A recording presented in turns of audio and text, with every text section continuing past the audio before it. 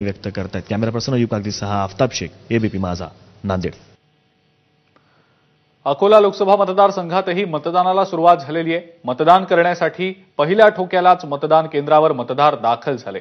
अकोल्यात विविध थीम्स घेत काही आदर्श मतदान केंद्र देखील उभारण्यात आलेली आहेत। दरम्यान 50% मतदान केंद्रांवर वेब कास्टिंग होणार आहे। इथून आढावा घेतला आमचे प्रतिनिधी उमेश अलोणे यांनी।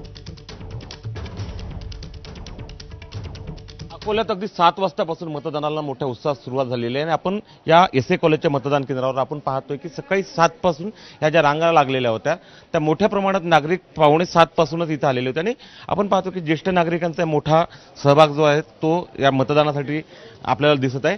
सर्वात महत्त्वाची गोष्ट जर पाहिली तर काल 42°C तापमान जे आहे ते अकोल्याचं होतं, म्हणजे ऊन होतं, मात्र रात्री पाऊस आला।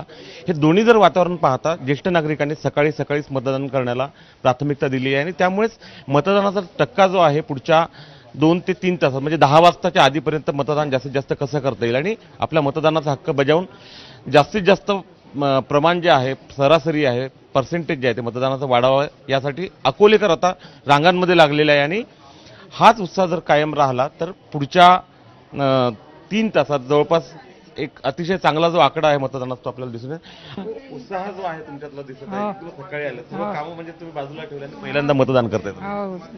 काम छोड़ के आए सब। कॅमेरामन मयूर बारगजेसह उमेश अलोणे, एबीपी माझा, अकोला। परभणीत सुद्धा मतदानाला सुरुवात झालेली आहे। महायुतीचे